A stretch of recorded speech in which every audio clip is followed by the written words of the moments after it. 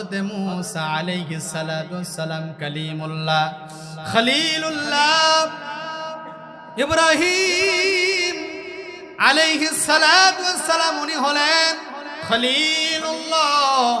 খলিলুল্লাহ বলা হয় যিনি আল্লাহর জন্য নিজে আগুনের ভিতরে দগ্ধ হওয়ার জন্য প্রস্তুত হয়ে যায়। আল্লাহু আকবার জোরে বলেন, আরো জোরে বলি আল্লাহু আকবার। খলিলুল্লাহ বলা হয় যিনি নিজে আল্লাহর প্রেমে দেওয়ানা হয়ে অগ্নির ভিতরে দগ্ধ হতে তৈয়ার। আর হাবিবুল্লাহ বলা হয় এমন একজন নবী যিনি আল্লাহর জন্য পাগল তো পাগল, আল্লাহ তাআলা যাকে দুনিয়ার জমিনে রেখে ক্ষান্ত নয়, আল্লাহ পাক যাকে মহব্বত করে ভালোবেসে আল্লাহ কাছে টেনে আরশে আযমে বসে বসে জান্নাত জাহান্নাম ঘোরায়া জান্নাতের মধু আর দুধ পান করায়া আল্লাহ পাক যার সঙ্গে আরশে আযমে বসে বসে কথা বলতে পাগল, তার নাম হলো হাবিবুল্লাহ। সুবহানাল্লাহ বলে বলেন, আমাদের নবী হলো হাবিবুল্লাহ। ও মুমিন, হাবিবুল্লাহর কালার কোন বান্দা যদি নিজের জীবনে নিতে পারে, হাবিবুল্লাহর রং কোন বান্দা যদি নিজের বডিতে দিয়া রাঙ্গাইতে পারে গো, তো সে হাবিবুল্লাহর রঙে রঙিন হয়া ও বান্দা কিয়ামতের দিন আল্লাহর নবীর কালারের সঙ্গে তার কালার মিলে যাবে। সুবহানাল্লাহ জোরে বলেন। কালিমুল্লাহর কালার, কালিমুল্লাহর রং, এটা যদি মিশার কারণে দামি হওয়া যায়, তো হাবিবুল্লাহর কালার বডির সঙ্গে লাগায় কত দামি হয়ে যায়। কালিমুল্লাহ মূসা কালিমুল্লাহ, উনি ওনার কালার কেমন করে উম্মতিরা নিয়েছেন, আর ওনার কালার নিয়া রঙে রঙিন হয়া আল্লাহ তাআলার পক্ষ থেকে দামি সম্পদ হেদায়েত পেয়ে গেছে। সুবহানাল্লাহ জোরে বলেন। মূসা কালিমুল্লাহ উনি কোরআনের উনি ওনার কিতাবের দাওয়াত নিয়ে ফেরাউনের দরবারে চলে গেছে। যাওয়ার পর ফেরাউনকে ডাকতে বলে, ফেরাউন কালেমা পড়া লা ইলাহা ইল্লাল্লাহ মূসা কালিমুল্লাহ। আল্লাহর নবী মূসা ফেরাউনকে ডাক দিয়ে বলে, ফেরাউন তাড়াতাড়ি কালেমা পড়ে মুসলমান হয়ে যাও। ফেরাউন ডাক দিয়ে বলে, কেন আমি কালেমা পড়বো কেন, আমি তো কালেমা পড়বো না। আল্লাহর নবী মূসা ডাক দিয়ে বলে, কেন? ফেরাউন জবাব দিল, আমি কোন রবকে মানবো, আমি তো বড় খোদা, আনা রব্বুকুমুল আ'লা। নাউজুবিল্লাহ জোরে বলেন। আমারে কালেমা পড়তে বলো, আমি তো বড় রব, আমি তো বড় খোদা, আমি আবার কেমনে কালেমা পড়ব রে? মূসা নবী ডাক দিয়ে বলে, কি বলো এটা? বলে, হ্যাঁ আমি তো বড় রব। মিশরবাসী সবাই আমাকে খোদা বলে মানে, মিশরবাসী সবাই আমাকে আল্লাহ বলে জানে। নাউজুবিল্লাহ জোরে বলেন। বাটপারের বাটপার, কি বড় বাটপার, কত বড় বাটপার হইলে নিজেকে খোদা দাবি করতে পারে, ঠিক কিনা জোরে বলেন। আল্লাহর নবী মূসা উনি দাওয়াত দিতেছেন দীর্ঘ 20টা বছর ধরে। আল্লাহর নবী ফেরাউনকে দাওয়াত দিতেছেন, আবারও দাওয়াত দিতেছেন, দাওয়াত দেয়, আর ফেরাউন দাওয়াতটা অস্বীকার করে, বলে কালেমা পড়বো না, আমি তো বড় রব। যখন এইরকম অস্বীকার করে, তো তখন আল্লাহর নবী মূসা তাকে বারবার তাকে বুঝায়। তো মূসা আলাইহিস সালাতু ওয়াস সালামকে ফেরাউন প্রশ্ন করে, তুমি যদি আল্লাহর নবী হও, তোমার প্রমাণ কোথায়, তোমার দলিল কোথায়? তুমি যে আল্লাহর নবী, তোমার প্রমাণ দেখাও। তো নবী মূসা তখন আল্লাহ তাআলাকে ডাক দিয়ে বলে, রব এই ফেরাউন তো আমার কাছে নবুয়তের প্রমাণ চায়, দলিল চায়। তো তখন আল্লাহ ডাক দিয়ে কই, রে মূসা তোমার হাতে যে লাঠি আছে ওই লাঠিটা মুসা তুই ফেরাউনের দরবারে ছেড়ে দাও। নবুয়তের প্রমাণ চাই, ওটা ছেড়ে দাও, নবুয়তের প্রমাণ পাওয়া যাবে। আল্লাহু আকবার জোরে বলে।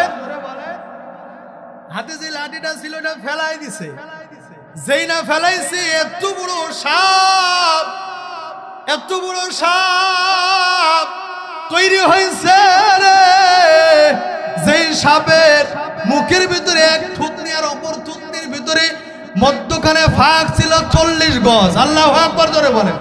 এত বড় সাপ, এত বড় সাপ দেখার পরে মুসার এত বড় সাপ দেখে ফেরাউন ও তোর কলিজা পর্যন্ত কেঁপে গেছে, কলিজা পর্যন্ত থরথর করে কাঁপে। মুসার আর ফেরাউনের দরবারে যতগুলা মানুষ ছিল সবাই তো ডর পেয়ে গেছে, আল্লাহর নবী মুসা পর্যন্ত ডর পেয়ে গেছে, উনি পর্যন্ত কাঁপে। কি হইল রে, এটা হাটে ছিল লাঠি, এটা দিয়ে পাতা পাড়ি ছাগলের জন্য এটা ফেলে দিলাম, এত বড় সাপ হয়ে গেল, আমি এখন এটার সামলাবো কেমন করে। আল্লাহর নবী মুসা পর্যন্ত উনি ভীতভম্ব হয়ে গেলেন। আল্লাহ রাব্বুল আলামিন মুসা নবীকে ডাক দিয়ে বলে, মুসা লা তাখাফ, খবরদার, খুযহা, তার ধর, খবরদার, খবরদার, ওই লাঠি দেখে ভয় করবে না, ওটা তো তোর লাঠি। আর ওই যে সাপ ছেড়ে দিছে সবাই, ওই সাপটা দেখে সবার তো কলিজা থরথর করে কাঁপে। ফেরাউন বলে, ভাই তোর সাপ ঠেকা, আগে তো সাপ ঠেকা, তোর সাপ ধর, কালেমা পড়া পরে আগে সাপ ধর। মুসা পর্যন্ত ভয় পেয়ে গেছে।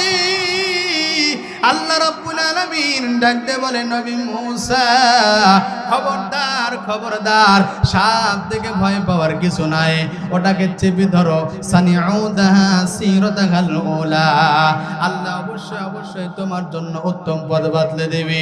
আল্লাহর নবী মুসা লাঞ্জা চেপে ধরছেন, ধরার সঙ্গে সঙ্গে আবার লাঠি হয়ে গেল। আল্লাহু আকবার ধরে বলেন। যেই না ধরছে আবার আগের মতো লাঠি, মুসা নিজেও অবাক, এটা আবার কি কারামতি, লাঠি হয়ে গেল সাপ, আবার ধরলাম, লাঞ্জা ধরলাম, আবার লাঠি হয়ে গেল। আশ্চর্য ব্যাপার, উনি অবাক। এইটা দেখে ফেরাউন ডাক দে বলে, বাবা আমি তো জাদুকর দেখছি, কিন্তু মুসা তোমার মতো এত বড় জাদুকর আর দেখি না। কি বড় জাদুকর রে, লাঠি সাপ বানায় ফেলে, আবার সাপরে লাঠি বানাইতে পারে, বড় চমৎকার জাদু জানো তো মুসা। বললো কি আর হলো। এইবার ফেরাউন একটা মুসাকে সংবাদ দিল, মুসা শুনে নাও, যেহেতু বড় জাদু তুমি জানো, তোমার সঙ্গে একটা খেলা দেওয়া দরকার, জাদুর খেলা। ওই সময় জাতীয় খেলা ছিল জাদুর খেলা, যেমন বর্তমানে আমাদের সময় জনপ্রিয় খেলার নাম হলো ক্রিকেট খেলা, আর ওই সময় জনপ্রিয় খেলার নাম ছিল জাদু খেলা। ওই সময় ফেরাউন ডাক দিয়ে বলে,